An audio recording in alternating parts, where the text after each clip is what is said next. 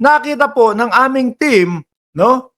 Itong usaping ICC update, mga kababayan. Senator Antonio Trillanes, dating senador, at Christian S. Guerra po, bigating vlogger din po yan, mga boss chief amo, sir.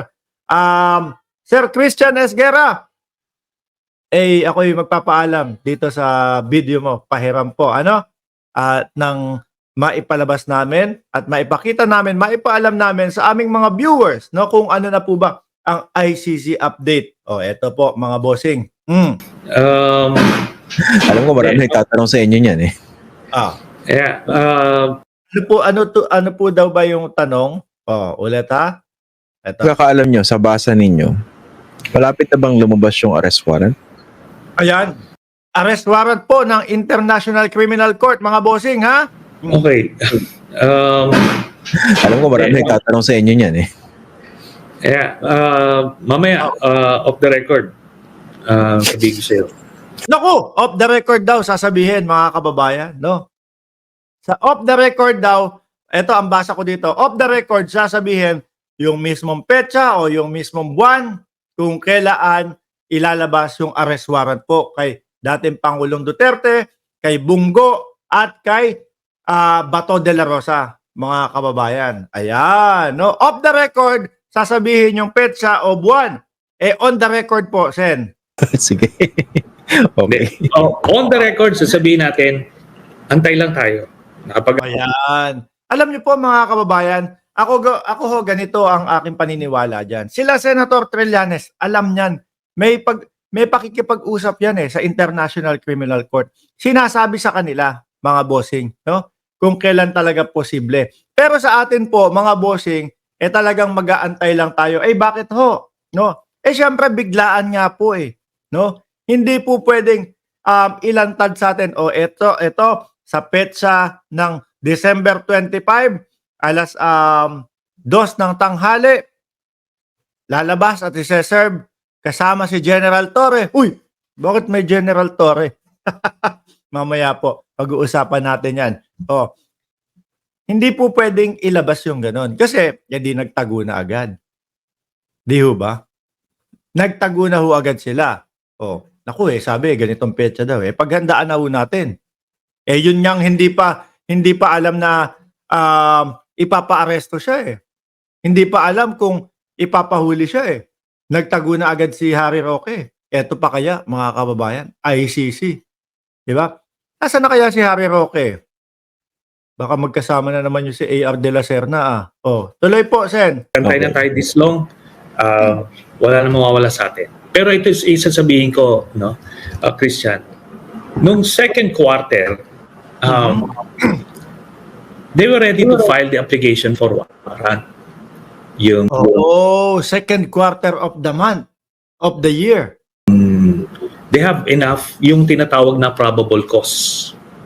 Di ba? Ganun yan. Pag nag-file ka ng kaso sa korte, pag may probable cause na yan, then pwede na issue ng warrant yan. Correct. Ganun po yun. Kapag aaralin nila yan mga bossing, pagka inaral po, napatunayan, meron tong bilang, itong kaso na tong sinasampa. Papa-aresto na po yun. Papahanap na, iimbitahin na din po, mga kababayan. Ang nangyari kasi noon, nagkaroon ng mga statements early on, di ba, na hindi tayo magpa-participate, walang jurisdiction, etc., etc. Very hard yung mga statements noon. Hard no, yung statement. Mabigat po. Naalala niyo po yun, mga kababayan? Yung DOJ po, talagang tumatanggi, no? Ang ating Pangulo talagang tumatanggi. Walang participation na magaganap galing sa Pilipinas sa ICC. Siguro kailan po yun? Mga Marso? Mga ganung buwan po, mga kababayan. Tapos, mga bandang siguro mga July, August, kung di ako sure, nasa mga ganung buwan, mga ganung petsa, mga kababayan. Ano sabi? Biglang, pwede silang pumasok. Hindi natin sila haharangan. Iba na, medyo nagbago na ho yung tono. Di ba, mga bossing? Nagbago na. Hindi natin sila haharangan. Pero yung sinasabing hindi pa rin, no? magpa-participate ang Pilipinas, madiin pa din po nung mga panahon na yon. Ang dating sa ICC was, teka muna, kung mag-file kami ng application for warrant at ma-issue ng warrant yan at madala sa amin yan dito si Duterte. Ah, After that, sabi nung Pilipinas, di sila mag-cooperate. Hindi ibig sabihin nun, ang hawak lang nilang ebidensya na itatry si Duterte is yung probable cause. Yung Ganun meron lang na sila. Yung meron na Meron. sila at that time. Kasi hindi na sila makakaasa na to get more evidence kasi ang sabi wala eh. Hindi Correct. daw very hard yung mga mga statements noon. Kaya ang ginawa nila kung ganyan, di tinaas nila yung threshold. From probable cause, tinaas nila to certainty of conviction bago tayo mag-i-issue ng application for warrant. mhm. Bago sila magpa-file ng application for warrant, tinaas nila yung threshold. Kasi nga, worst case scenario, Sabi ni Mayumi Tolentino, nang dahil sa relo, mamumutol ng ulo ang BP. Mamaya ho natin pag-usapan yan. Speaking of relo, alam nyo po mga kababayan, yung mga relo-relo na ganyan, lalo pong nahihilig ang mamamayang Pilipino dahil dito kay Paring Hives. Ako adik na adik din po ako manood noon mga kababayan. Kay Paring Hives. Okay, another day, another watch. Nalalaman tuloy ng mamamayang Pilipino yung mga value ng mga relo kagaya ng Rolex, etc., etc. Bumalik muna tayo kay Senator Trillanes.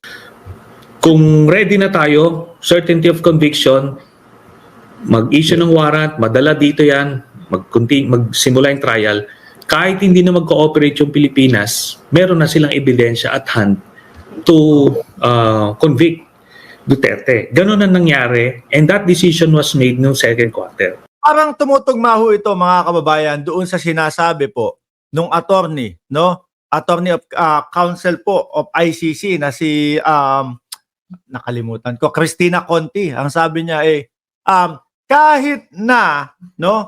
kahit na hindi pa pinapapasok ang ICC pero nag-iimbestiga na yan, At the same time yung tipo ho bang hindi natatapusin yung investigasyon. Hindi natatapusin yung investigasyon kasi nga baka biglang mawala, biglang hindi na magpakita sila dating Pangulong Duterte. Sabi ni Danny Ancheta, "Hi Mark, pa-shoutout po. Lagi ming nanonood sa iyo, is nabero ka ha." Hindi po, mabilis lang po talaga yung comment section. Pag paumanhin nyo na po.